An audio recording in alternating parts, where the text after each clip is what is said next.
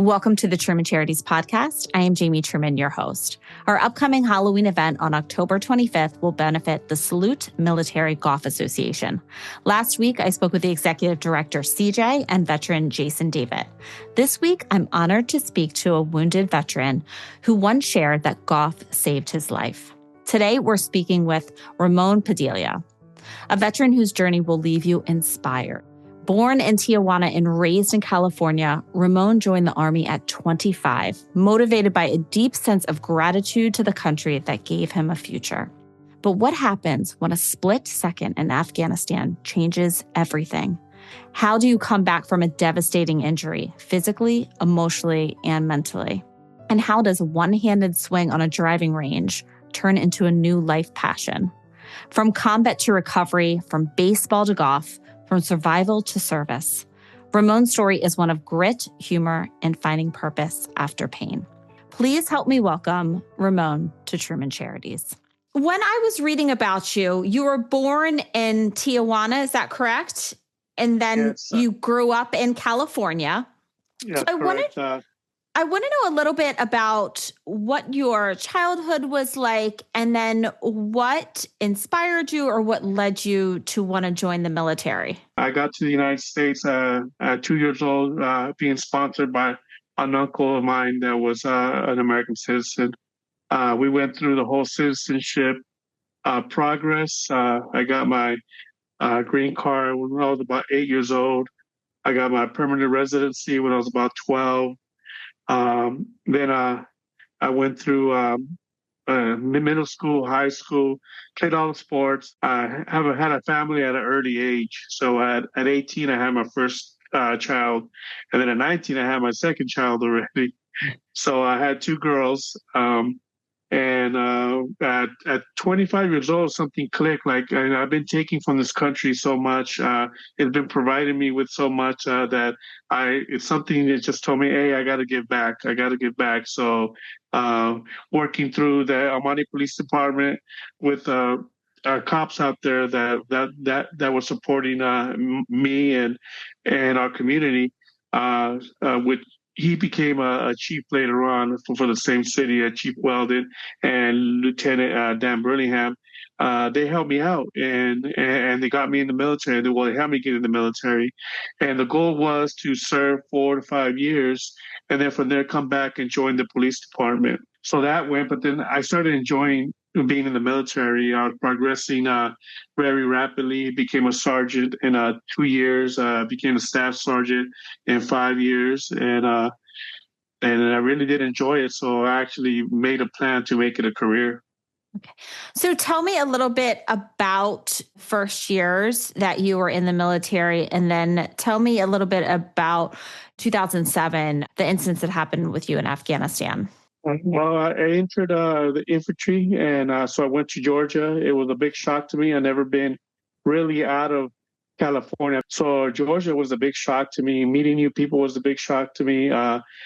Meeting new characters, meeting the way people act, and that were different from what I grew up in. I grew up in an 80% Hispanic city, and just to see a various group of people, it was different. It was different, and it was a little hard to adjust, but I think because I was 25 and I already had some life experience and I had two girls already, I was a little patient. I was understanding. After basic training, I went to down to Kansas, and I was stationed there for about a year and a half. Then I went to Korea, and I was in Korea for a year, and then I came back home to Fort Irwin. And I was there for about 3 years, but I deployed with them to Iraq. But that's where I met my wife and the 3 kids we have with each other, and we've been together for over 20 years now. So it was a blessing coming back to California. So it kind of worked out. From there, when I got back from Iraq, I went down to Italy and I became a paratrooper. So I was jumping out of planes and enjoying it. And I just didn't like the landing. They're pretty hard, but being up there and just watching the whole world, it was nice. But as soon as I had like 5 seconds left and I had to prepare to land, then that kind of sucked. So, but other than that, it was a great experience. I really enjoyed it. I was stationed in Vicenza, Italy. I was with the 173rd Airborne Brigade. I deployed with them to Afghanistan in 2007 in May. And about 45 days into it, I was injured. I was hit with a RPG at a fire base for Strepo, and they tried to overrun our fire base, and they aimed at me first. It blew up next to me. Shrapnel severed my arm. I also got hit on the right side of the head. I broke a piece of my skull off about the size of a golf ball. Go figure. We're talking about golf here, and and and I was conscious the whole time. I remember everything, and I remember that my soldiers and my peers saved my life. They took care of me. They went to work. They did their job. I was like, okay, this is what we train for. Even though I'm the one that's being cared for, this is what we train for, and my guys are performing. So I was really impressed of what they did, impressed of how they got me out. The whole time I was telling them to leave me there and until the firefight was over, uh, but I learned that I had to shut up and let them do their job. So they were able to carry me out to the Humvee. The Humvee took me back to our main fire base, our company fire base. Uh, and the crazy thing about that is that the Humvee only fits so much on those mountain dirt roads. So one of the doors was open because the gurney did not fit in the Humvee. So I was on the back seat. So when the Humvee was bumping up and down, and we were getting shot at, and I could hear that the little think sounds, like the bullet striking the Humvee. My gurney started bouncing off. So if I bounce off the door, I'm looking at a 200, 300 foot drop. So with my good arm, I was holding onto the roll bar and just to hold myself inside the Humvee. Obviously, the sergeant or the truck commander that was on the passenger side, he was trying his hardest to hold that door down, but his shoulder was giving out on him. From what I heard, he dislocated his shoulder doing that. Um, but the whole time throughout the firefight, it was about a 2 hour firefight. I had to wait for the Black Hawk to bring us. It took 3 morphine shots to calm me down. Then I ended up in Lochtoul, Germany, and I don't remember how I got there. All the last thing I remember is getting on a Black Hawk and an Air Force medical guy telling me, "Hey, are you doing okay?" And me saying yes. And next thing you know, I woke up in Germany. Wow. So when right after you were injured, did you have any idea the severity of your injuries, or were you not aware of that until you woke up in Germany? I was totally aware because when I got hit, I flew up in the air and I could see my arm flapping around and and I could see blood squirting out of my stump and it reminded me of watching Kill Bill, when she goes in there and chops everybody up. So that's the best way I could describe it.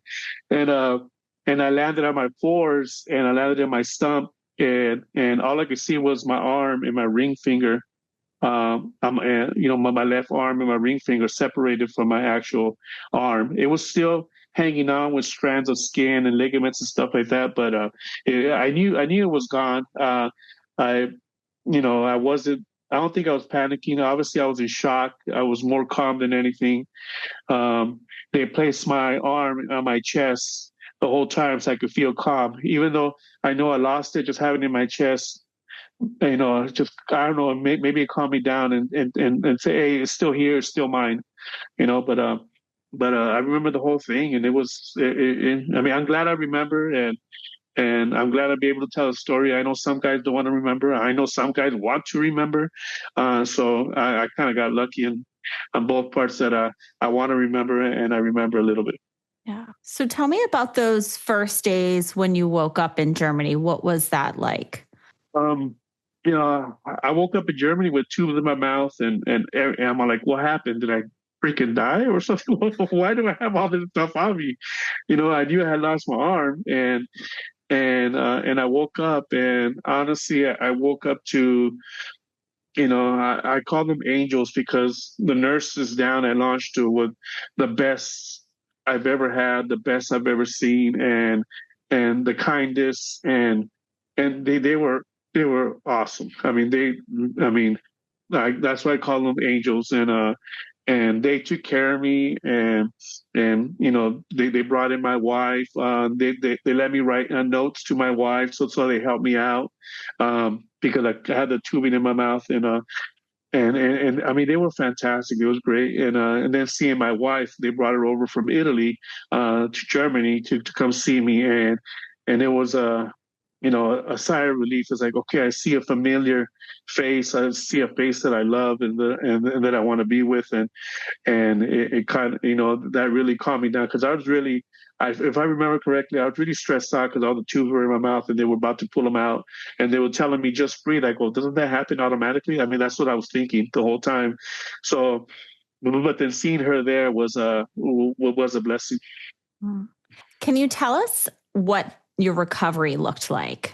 I honestly did not know or what to expect. I knew I lost my arm, but I thought I lost my ability to do anything with my left side. I thought I lost the ability, and it was sad. But once they took me down to Walter Reed, they settled me in. They put me in my own room, and my wife and family were coming in, and my mom and dad. They actually flew my mom and dad from LA all the way to Lawrenceville, Germany to see me. And they took my brother out for a couple of days out of Iraq to come and see me as well. So that was another blessing that I received, and I thank the army or the military for being able to do that. I mean, I know how hard it is to take out a soldier that my brother was in Iraq and to bring him over to see me, and then my parents to get their passports, to get their visas to go into Germany and come and see. I know it was something hard to do, and somebody had to pay for it, and they did, and to do that was fantastic. That was amazing part of what the military does for their soldiers. So can you explain a little bit about what your experience was like while you were at Walter Reed? In the beginning, it was a little. It was a little confusing. It was like, okay, what's gonna happen? And fortunately, maybe about 2 or 3 days into my recovery as an inpatient, my therapist came in, the one person that was going to work on me, and his name was Joseph Buckus, and he goes, Ramon, what do you want to do, or what are you expecting to do? And all I told him was that all I wanted to do was play catch with my boy. I go, that's all I want to do. I go, I did that with my dad as a kid, and I have fond memories of that, and those are special moments. I go, and we're a big baseball family, and so I go, that's all I want to do is play catch with my kid, and sure enough, he goes, okay, we will get you there, and I was an inpatient for about 2 weeks, you know, and uh, and I went through two other surgeries, and it was tough. It was a lot of phantom pain.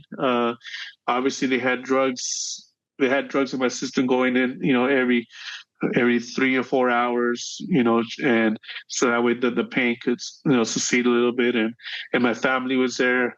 My kids were very young. Well, my younger kids were very young. They were still 1 and 2 years old, or 2 and 3. They were turning, and they came into the bedroom. All they wanted to do was patch me up. So I had a big old Rudolph nose because it was got burned off a little bit, and my daughter put a Band-Aid on there, and they saw it as, okay, daddy's okay, he's here. So I don't think they even comprehended that I was severely injured. Obviously, my older daughters took it hard, and it was hard on them, because they had came back to California and they were visiting their mom, and that's when this happened. So it really was tough on them, and they weren't able to go see me, And it was just it was a tough experience for them, and they were older, so they understood.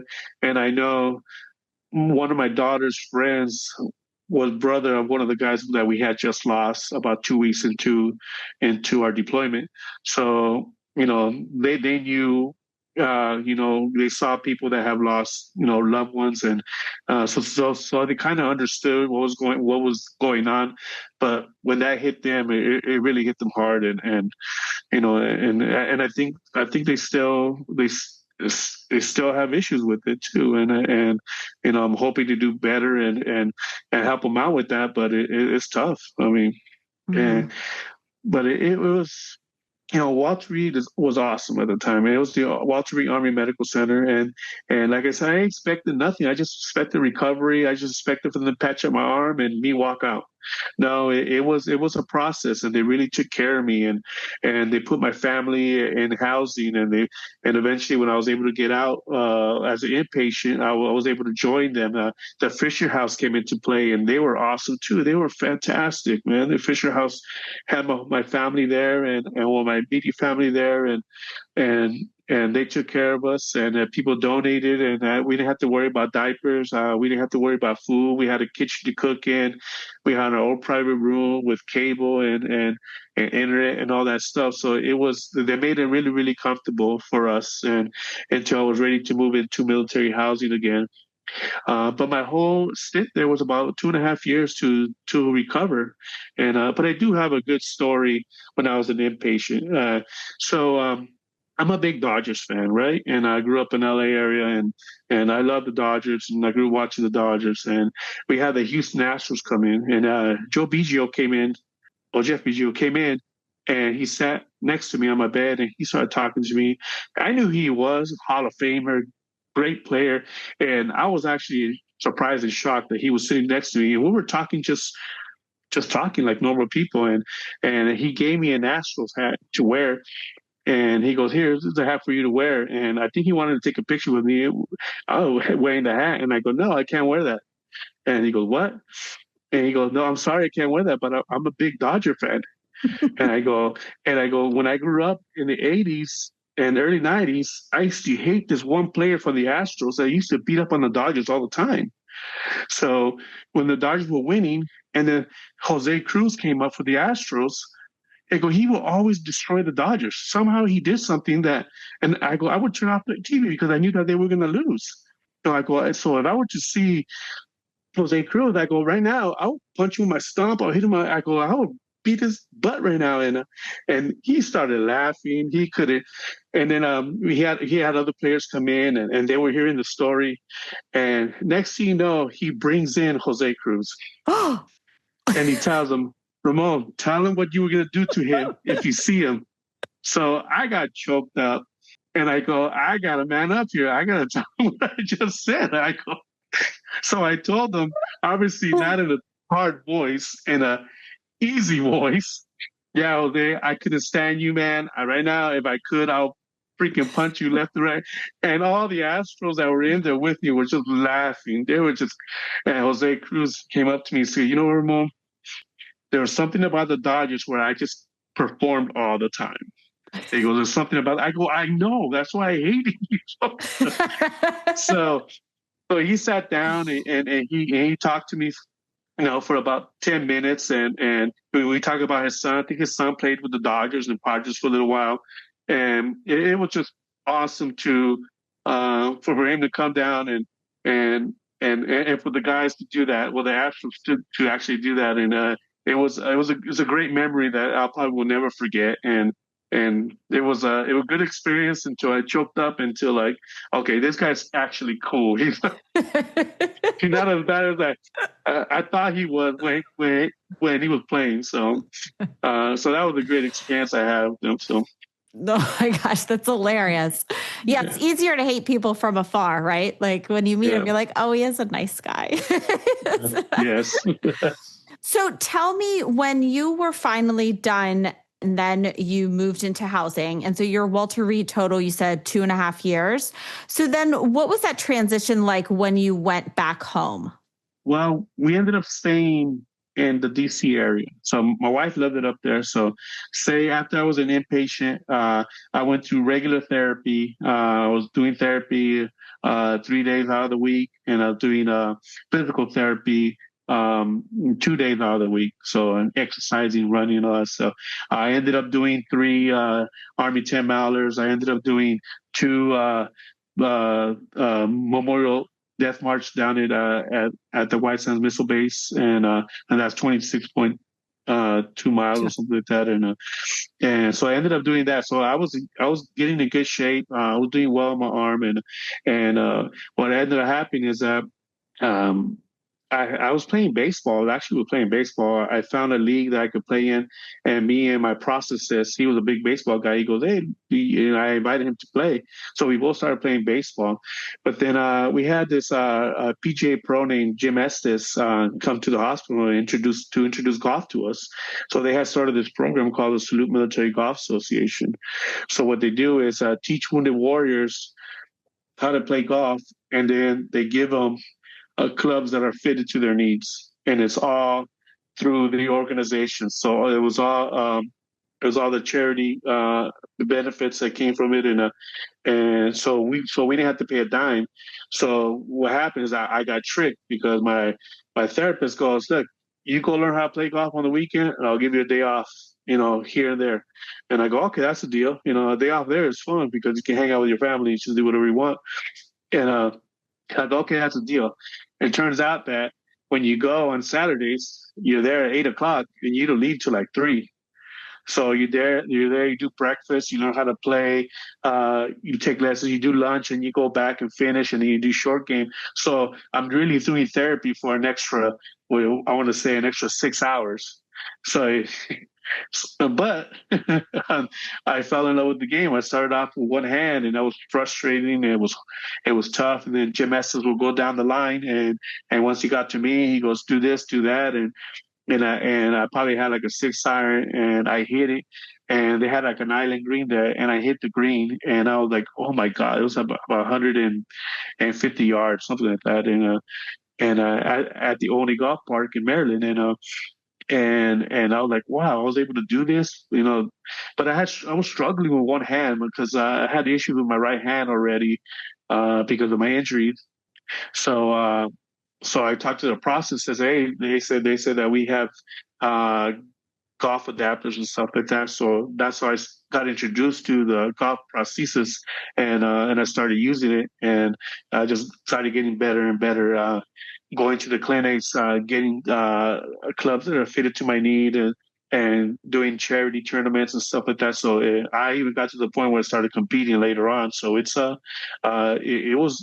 I'm glad I said yes, because I had told him, "No, teach me how to, catch." Instead of playing golf, and he goes, "No, I can't do that, but I can teach you how to swing and a golf club." And I go, "All right, then." But I was convinced to go, and I was so happy that I was convinced to go, and now it turned into a passion. So was golf part of your life prior to being introduced to SMGA, or was that the first time that you had started to play golf? That was actually the first time I started to play golf. I was a big baseball guy, so I knew swing the bat. I knew how to balance, how to load, and how to move forward, and how to keep my balance, and finish a swing. So I knew all that. I just had to transition that to swinging at a golf ball that's below my knees, and yeah, because you don't swing at anything below your knees. You play baseball, right? So so I had to get used to swinging at a golf ball below my knees. So it was it wasn't hard, yeah, but the game is hard though. I mean, it's not hard to hit the ball. Not everybody obviously hits it straight all the time, and not everybody gets it all the time right away. But I was able to get it 'cause like I said, I was a baseball player, and um, and I was able to get it, but I knew how difficult that game was, and I knew how I wanted to perfect it, but you can't. But those are the things that keep you going to the golf course, is that you want to be really good at it, you want to be better than it, you want to perfect it, but you can't. So you keep on going back, going back, going back, and that's what I did. And I played a lot, I practiced a lot, and I got good right away, and I started playing in charity tournaments, and I had a good time, enjoyed supporting other charities, like the Wounded Warrior program, the Teed Up for the Troops, Yellow Ribbon Fund, and especially the SMGA, and supporting them because of what they did with me with golf. What type of impact do you think that SMGA and golf for veterans that have been wounded, what kind of impact do you think that has on their lives? Because when I've spoken to a lot of veterans, you guys have some similarities in personality, which are, competitive and athletic. And so when that ability is taken away for a certain amount of time, it seems to have overall impacts on your confidence personally. And so tell me from your experience how it's helped you and how do you think it affects some of your other veterans? Let's go to what you said in confidence. It gave me a lot of confidence. So it gave me so much confidence that the time before I was going to let out of the Army and let out of therapy, I had to perform and organize a task, right? And in front of everybody, and be able to do it without any help from anybody. So what ended up happening is I met a lot of golf pros, and I met Tom Watson, Corey Pavin. And so I actually text them and I go, look, I want to put on a clinic at Walter Reed Army Medical Center, golf clinic. I'll bring all the equipment. All I need is you guys to come here and do the clinic. And they agreed. They said yes. So I was like, all right, then with the SMGA, I was able to get all the equipment. I was able to set it all up. So but I had to have permission to the sergeant major of the facilities. And could I use a parade field, which is only used for parade, not to play sports, and to have a golf clinic? And he was a big golf guy. And he goes, you know what, Ramon, go ahead, but just give me a signed golf ball of Tom Watson. I go, yep, I got you. So we were able to do that. So we were on the parade field, and the biggest street ahead of us was Georgia Avenue, which I don't know, maybe 150 yards. So this was a short game clinic. So we were supposed to hit the ball maybe 60 yards. So I had a good turnout. I had female golfers, I had male golfers, and I had about 20 personnel come down and learn from Tom Watson and Corey Pavin. So it was awesome. It was a great time. But somehow Tom Watson did not realize that I had said short game. And next thing you know, he's telling guys to pull out like 7 irons. And next thing you know, balls are landing on the Georgia Avenue while traffic was going down. And I was like, oh my God, here we go. So we had to stop that right away. I had to talk to Tom. Hey, Tom, we can't. We're hitting balls on Georgia Avenue. That's what heavy traffic goes down there. And he goes, oh man, I'm sorry. I go, no, it's all right, it's fine, we just want to do a short game. And they were there for a good 2 hours, man. It was they were so cool, so understanding, so patient. But I met Tom Watson. I know he's that type of person. That's the first time I had met Corey Pavin, and I can't believe he was that type of person too. And so they were great. They were fantastic, and it was a good time. And through that same year, I teed off with Tiger Woods at Congressional. I think that was the last year he had this tournament there. And so me, another Wounded Warrior, and Tiger Woods teed off, did an inaugural tee shot. They had the paratroopers jump in and give us the golf ball that we were going to hit.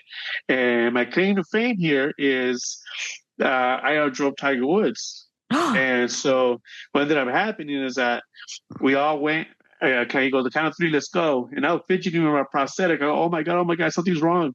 And when he said 2, I'm like, okay, here we go. Whether I hit it or not, it's going to happen. He said 3, and we all went, swang, and I hit it. I mean, I probably closed my eyes. I wouldn't doubt that. But it was the best golf shot I ever hit in my life. So I hit a nice little draw into the middle of the fairway. All right. And I probably hit it about 240. He probably hit his ball about 300 yards, but he hooked it into the rough. So technically, I outdrove Tiger Woods because I hit the fairway and he didn't. Wow, that is your claim to fame. That's a big deal. My claim to fame. Yeah. And the other times I met him, are you still hitting that ball that far? And I go, yeah. Like, we're not in the middle no more. But I met him a couple times, and he's a great person. He really is good. He's good with the veterans. When I met him, he was the kindest person I ever met, and all we did was talk about our kids, t-ball, and all that stuff. So we never talked about golf. What would your advice be to other veterans that may be hesitant to try golf? What would your advice be to them? This is a personal game. It really is a personal game. It's a fight within yourselves, which you are facing at this point as well. You're fighting within yourself about your injuries, about not going back to doing the job you used to do, not being in the military, having goals to stay there for 20 years, having goals to being a ranger, having goals to being special forces in the Marines or whatever, having all those dreams, right, of doing something in the military, and for them to take it away from you, it's tough. It really is tough. So you fight your inner demons, and you fight yourself, and you wanting to go back, you wanting to go serve your country, you wanting to go do something better, and bigger than yourself, but when that's taken away, we got to find that void, and golf was one of those, because now golf is a personal game. I mean, because you're playing against yourself. I mean, you're not playing against anybody else. You're playing against yourself and your previous game that you had, And I look at it, and I tell other warriors to look at it as you have your weapon, which is the golf club. You have your rounds, which is the golf ball, and then you have your target, which is the hole, which could be several hundred meters away or several hundred yards away.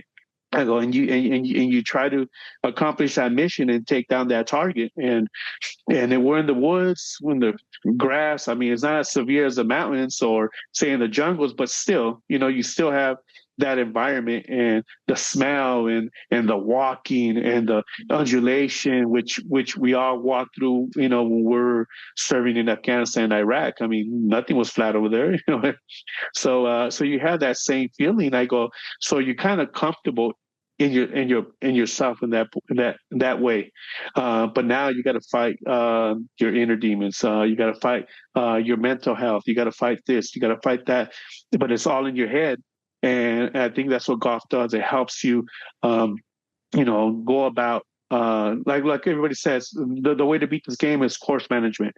So if you get to that point where you're able to manage the course, then maybe you're able also to put that in life and manage your life a little bit better. So I try to tell warriors that's what golf has done for me. It's a frustrating game.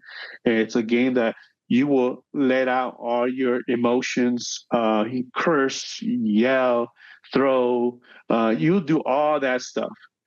But I guarantee you're going to go up to that ball and try to hit it again. I guarantee you're going to go up and try to putt it in again.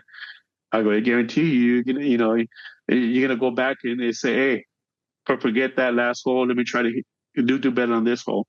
And you continue to do that. And the great part of this is that you can't perfect the game. I mean, you can't perfect the game. I mean, the closest person I've seen almost perfect the game will be Scotty Scheffler, man. That guy can't lose.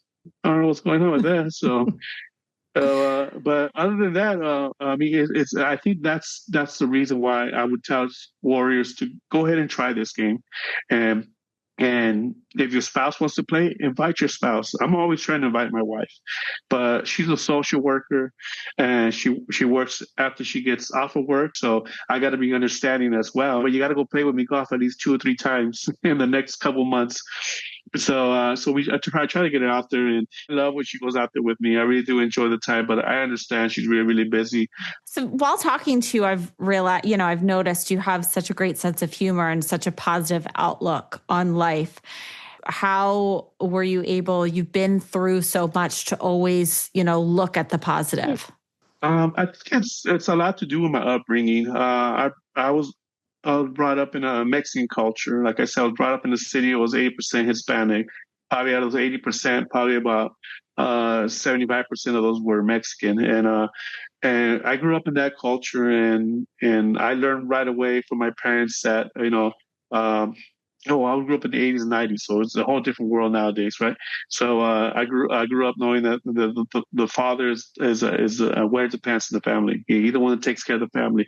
Mom takes care of the kids, and I talk to my mom about this sometimes, because my wife, sometimes I hear these stories about her and some kids are in trouble. So And so I talked to my mom. My mom agrees. I go, look, that's why I stayed at home. He goes, I want to make sure you guys were okay. I want to make sure you guys got home.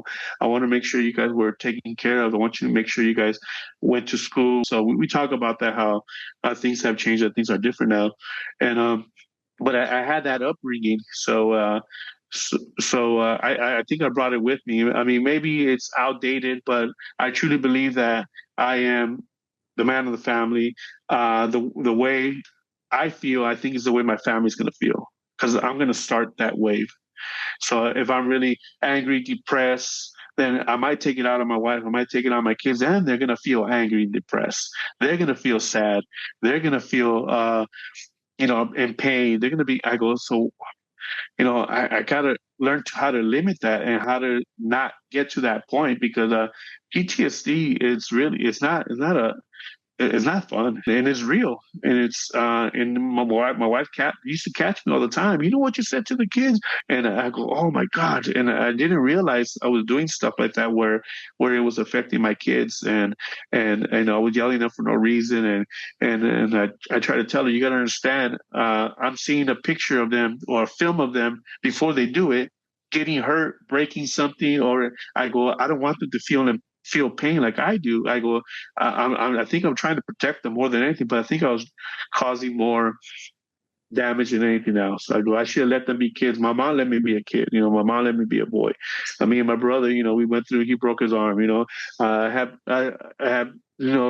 scars and all that stuff. I go, we're kids. I mean, I had to learn to let my kids be kids as well. I couldn't. I couldn't try to, you should put them in an egg and try to protect them. But I was doing that, not purposely, but because I didn't want them to feel the pain I was feeling. Because I've been in pain every day since I got injured. I'm in pain every day. So I didn't want them to feel like that or be like that, it was hard. But I got to take care of my family, and it starts by the way I act. It starts by the way I present myself to them. It starts in the way whether I do stuff with them so I can enjoy myself. I mean, we try to have as many family meals at home together. It's because, and then I tell them, look, this is why I want to do this, because there's going to be a time where you're going to be doing this, and me and your mom are not going to be there because you're having dinner with your family. I go, so as many times as I could get this, it's a special moment for me and your mom. So they kind of understand that, and I think that's where I got this positive thing, because I need to be positive, I need to be happy, I need to be healthy, and the way I'm going to do that is by be getting involved with my family, knowing that I got to take care of my family. The only issue I'm having here is nobody in my family wants to play golf with me. Oh no, nobody. I have faith that your grandkids. I have faith that you'll get at least a couple of them. Will play with you.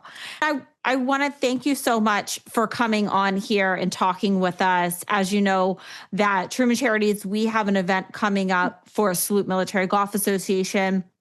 I had spoke with CJ, and then I'd also spoke with another veteran, Jason David, a little while ago. And I really wanted to get the perspective of another veteran who had been injured, and SMGA really gave them, a new outlook on life and something that they really enjoyed and could do, as much or as little as they wanted, and could find a lot of people that are like-minded. A lot of your other friends and other veterans are there doing it with you. So I think this is really great. And I wanted everybody to learn more about you and to learn how SMGA had an effect on your life. Is there anything that we haven't covered, or is there anything that you think listeners should know? I mean, so support your local charities. I mean, if you have a program there that's willing to help warriors, veterans, spouses of veterans, so go ahead and support them as much as you can. If you could support your local charities, that'd be awesome. There's a charity called Vetix, and they give out free concert tickets and stuff like that to veterans. And last time, me and my wife went to go see Maroon 5. So guess who's my wife's boyfriend? Adam Levine. So I love it. I went to go take her, and obviously I was singing to those songs too. We had a great time, but that was supported by Live Nation. They donated those tickets. I'm taking my kids to these concerts and be involved, so that way people could see that their money is going somewhere to something positive, and they'll keep on donating and to great organizations like that. So. Well, thank you. And we will have all of the information for SMGA for anyone that would like to get involved into our show notes. So Ramon, I want to thank you for coming on, and I loved that you were able to share our story with everyone. I really think it's going to have an incredible impact in the community. So I want to thank you, and then thank everyone for tuning in to another episode of the Truman Charities podcast. Ramon's story is one of the many, many reasons why we decided that Salute Military Golf Association was the perfect fit for our Halloween event. If you would like to participate in our Halloween event, please make sure to go to trumancharities.com where you can register. If you would like to help support the Truman Charities podcast, we are 100% volunteer-based organization. So the best way to support us is to rate and review this podcast. It only takes a minute, and I read every one of the reviews. And while you're at it, click the subscribe button so you don't miss any future episodes. If you'd like to follow us, you can follow us on Instagram at Jamie_Truman Charities, Facebook at Truman Charities. You can follow me on LinkedIn, Jamie Truman. And then, of course, so you don't miss any upcoming events or Bethesda's Best Happy Hours, please go to trumancharities.com and sign up for our newsletter. Thanks again for tuning into another episode of the Truman Charities podcast. Until next time.